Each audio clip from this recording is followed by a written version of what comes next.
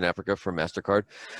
She's responsible for, and I used to work at MasterCard, so I'm familiar with a lot of these things, with acceptance, acquiring merchants, digital payments strategy for an M&A for the region. Before this, she led the North America product organization based out of the US, probably the office that I know too well, responsible for product innovation. Before that, she worked at Standard Chartered in Singapore and in Malaysia, and since I have family in Malaysia, that would probably be a conversation. Prior to Standard Chartered, she worked at Citigroup, so she's been around the world, in UAE, Egypt, UK, and Poland. She's been honored, and I've noticed this too, to be on the list of top 100 women in fintech across the globe for 2019 by Lattice 80, and recognized as one of the top 25 women leaders in financial technology across the world by the Financial Technology Report in the US. And she was recently voted as one of the top 25 women leaders in financial technology across the globe for 2020 as well. With that, I'm very, very honored to have her taking part in this presentation, and I'll turn it over to Amnah. Thank you very much, David, for the nice introduction. Thank you for the opportunity. Hello, everyone. Good morning, good afternoon. It's my good evening. I apologize for my voice. I caught a cold. It's just a normal cold. I need to clarify these days. So I apologize for that. I would share my screen and hope you can see it. Can you see my screen? Indeed, I can. Okay. So the topic was digital transformation and fintech partnerships, something that I'm very, very passionate about. But I wanted to simplify it. And my whole presentation today is about 7 simple steps that an organization, whether you're a financial institution or a retailer or a merchant, you can take towards accelerating digital transformation. I love this statement, see it big and keep it simple, because everybody has a big vision for digital transformation, but the vision is big and that's great. You have to break it down into simple executable steps. So I want to show you this picture, and I think probably most of us would know the unique relationship that these two objects have enjoyed. A lot of generations that are coming up next would not know what this means. Why am I talking about this? Let me talk about the music industry, which, like many other industries, has gone through a dramatic transformation, but we as individuals can relate to it. So music started very, very simple. It evolved from public to social. Then everything became together on a cassette, which was the coolest invention, because you could listen to your music anywhere and you were not tied to a particular place. Then came the disc, and then it came all wired, available to you on your mobile phone. That was the evolution of the need of the music. But the need was still there. It's just that the technology evolved to address that need. And then all of it became wireless. That was the music industry. If you look at the car industry, a similar evolution happened, because car was very much of an in-person, in-depth experience. And then it moved to more negotiation-based. And then the digital world came, and you could actually go online and see your favorite car that you want to buy, but you still had to walk to a dealership store to choose your car and then pay for it. Fast forward a decade later, you can actually customize the car. You can choose the color of the car. You can customize everything in that car. You can pay for it online and get it delivered at your home. The whole experience has been digitized. But the need of having a car is exactly the same as it was years and years back. How you fulfill that need, that's what evolved, and the technology made sure that that need is met. Let me talk about banking. And being a banker, this is something that's very close to my heart. If you look at how banking started, it was very personal and relationship driven. You could argue it still is, but it's not that it's only between two people who know each other. Then came the neighborhood 9 a.m. to 5 p.m. banking. And as the working couples were growing in their number, there was a need to have cash available to you from your bank after 5 p.m. An ATM was born. Then there was a need beyond cash for you to access to your banking services, and online banking was born. And then the whole bank was transferred to you on the mobile phone, and mobile banking was pretty much launched by every bank across the world. If I look at today, you could be in your connected car, listening to your favorite music, and banking with your bank at the same time, hopefully, if you're not driving. It all came together in one digitally connected world. I think a previous fellow presenter was giving an example of Uber. Everything is invisible. You're just, it's got integrated into your life and you're just enjoying your life experience. So how can we think about digital transformation and keep it simple? Specifically in the post-COVID world, where the digital acceleration has really happened, consumer needs have evolved due to the circumstances very, very rapidly. And the digital shift is massive and huge. And most of the organizations across the world, regardless of the industry vertical they are in, are thinking about this shift. So the first thing I would talk about is the how versus the what. We should think about technology as to how we can use it to simplify our products and enhance the consumer experience. Products matter much less and consumer journeys matter much more, because today consumers have a lot of choice. The barriers to entry are extremely low. So how do you think about products, not in terms of what I'm designing, but how would I deliver it? So being extremely passionate about consumer experience, I observe it a lot in my daily life. And I think recently most of us have been thinking about our last holiday because travel seems like a distant memory. If I remember my last holiday, it was in Nordics. And if you look at the hotel industry, it had gone through a lot of change with the rise of OTAs, online travel aggregators, and it went through a huge margin compression. You fast forward a decade later with the rise of Airbnb, the industry was again going through a lot of change. So we saw in the last few years a lot of upgraded technology used in the hotel industry, like mobile check-in, mobile checkout, chatbot reservations. But this particular hotel chain went a step further. They leveraged data mining and AI and virtual reality concept to allow the guests to personalize their rooms. For example, I'm not a business traveler. I don't need a study desk in my room. The entire check-in experience was 30 seconds and checkout was completely invisible. I did not see anybody. I just walked out of the hotel with my stuff. Now imagine how powerful this experience could be post-COVID when the world for travel opens up. I was very curious because this experience was much ahead of its time, and I decided to read about the CEO of this hotel chain. Interestingly, she says, I'm not interested in what our competitors are doing, because if they are doing it, I'm already too late. I am interested to find out how companies like Netflix, Tesla, and Apple are curating new experiences, because my guest expectations are not necessarily defined by what they experience in the travel industry, but by what they experience in life. Another very important lens, and you think about the how of your products versus the what, as to who your competitor is. A typical mindset that you can fall into, a trap I would say, is to design your products around what your competitors are doing in your particular industry. Become Netflix. I'm a very passionate believer in personalization. Every organization can become Netflix. Many organizations would think that consumers do not read the offers, the content that you pass on to them through email, to SMS, in-app notification. Well, the reality is that the content is well targeted to the right individual, right time, and has a compelling experience of fulfillment behind it, it's very, very well received.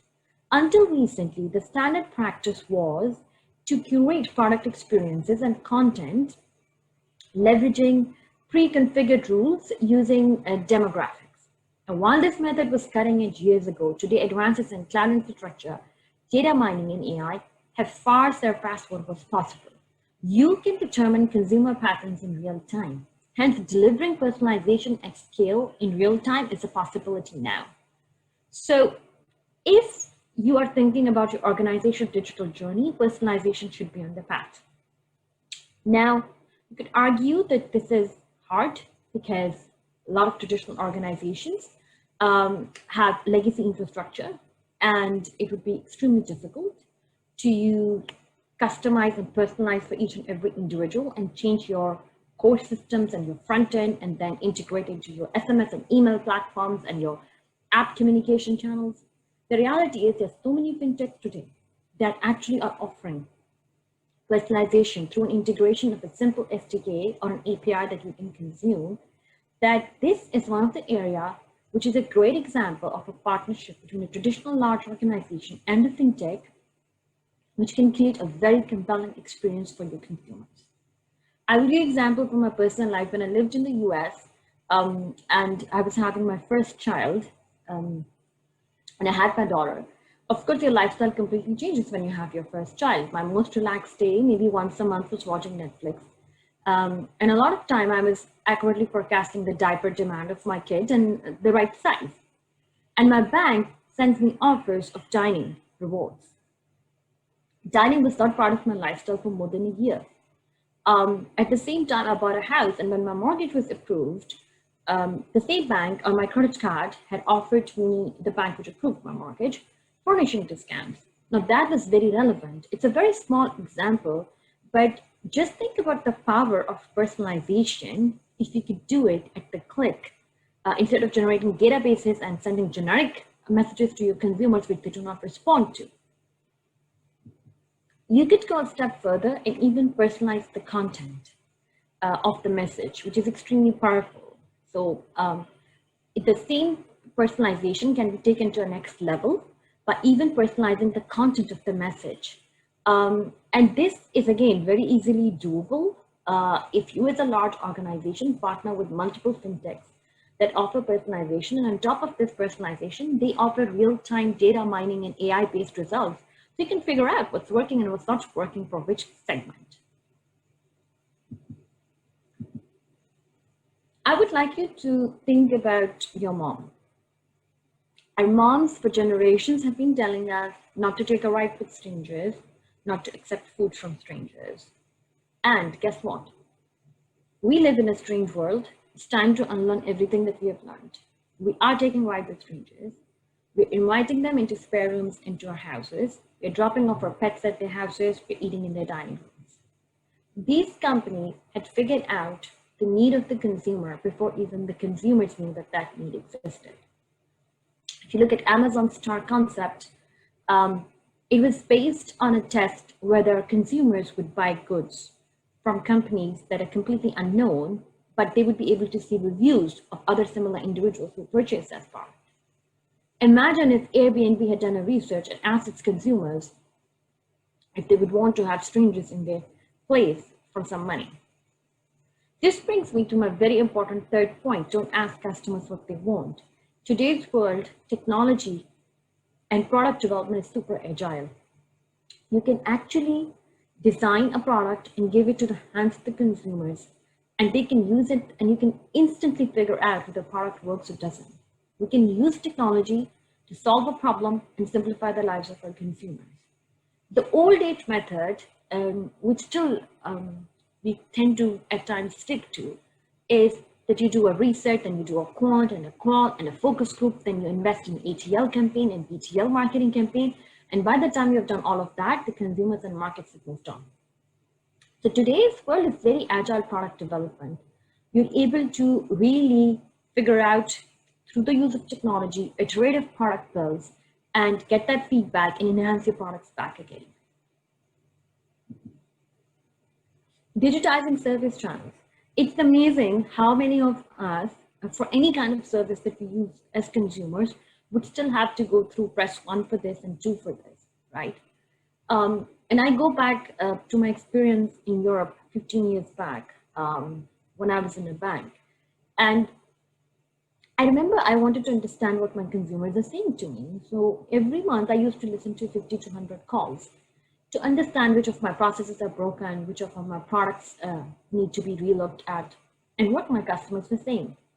The problem was I could only listen to 50 to 100 calls, and there were thousands and thousands of customers calling. Just imagine the power if you could listen to each and every customer of yours. And today, chatbot servicing, together with AI data mining, it makes it possible for you to listen to each and every customer of yours. Now, again, this is another example, and I believe in the collaboration methods in the ecosystem between fintechs and large organizations to drive forward the agenda of digital transformation and innovation, where you can partner with a lot of fintechs who specialize in digitizing your service channels and with Of course, you can start with champion challenger, and with continuous improvement, you can completely digitize the service channels. And I would say there's nothing more human than technology, because once you start analyzing data, which is based on each and every consumer call that was made, just imagine how many parts and processes at backend can be revamped. Which brings me to another connected point, and this is very important. I'll just spend a minute on it. We need to start thinking about the end result we wanted to achieve when we design that product or process. For example, a contact center end result, because of which the contact center born, was happy customers. It was not a cost-effective contact center. Hence, we should not design processing and gear towards a more cost-effective contact center, but we should look for the end result that we wanted to achieve, which was happy customers. And customers no longer want to contact a contact center.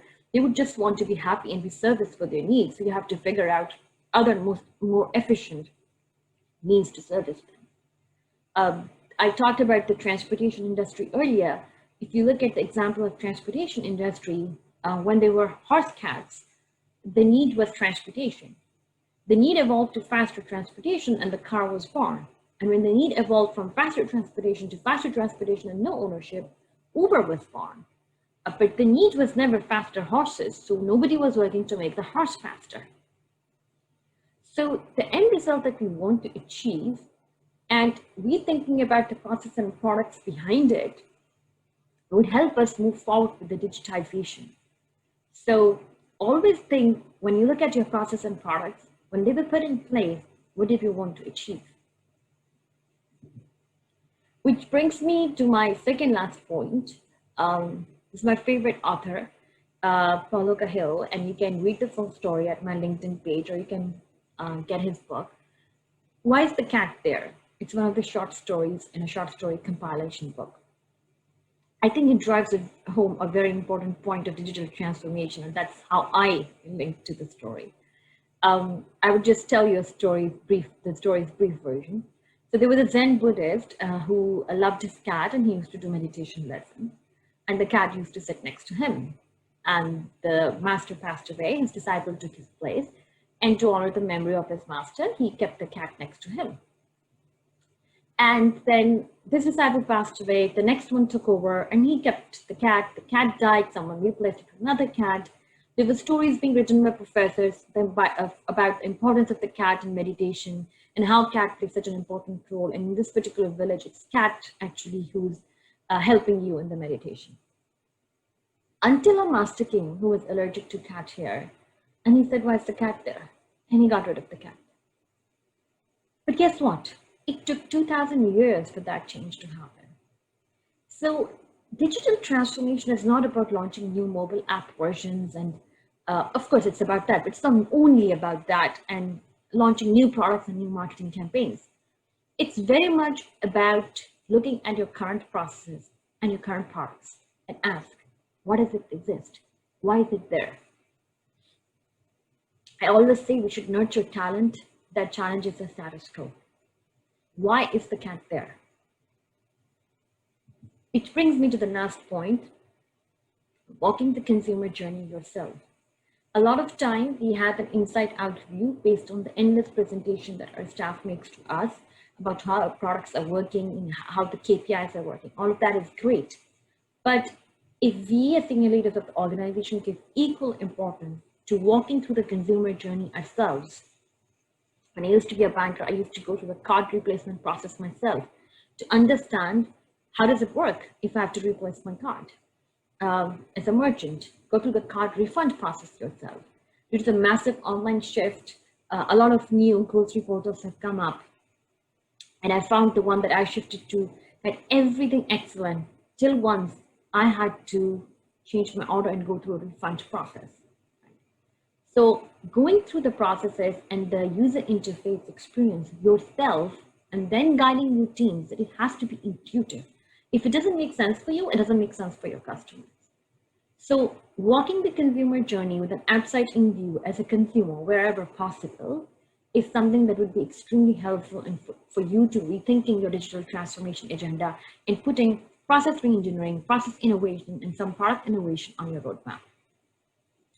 So these are the 7 steps that I would encourage you to think about as you are designing your organization's digital transformation vision and having executable steps to achieve that.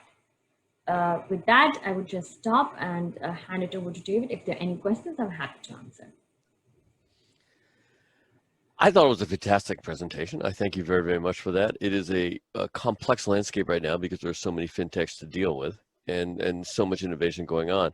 And for a larger company to figure out who to work with, that's always that's a challenge. What criteria do you use for choosing who to work with? But I think you've given us a very good framework to think about. As a cat fancier, I really like the cat example since I grew up with cats and I love cats. And I love dogs, but I love the story. Yeah, it's a great story too. So, but I thank you very much for making the time in your day. This has been extremely helpful for us. I don't see any hands raised for questions. So with that, I'll give you all a little bit of time. We will restart at 35 minutes past the hour, and we will be talking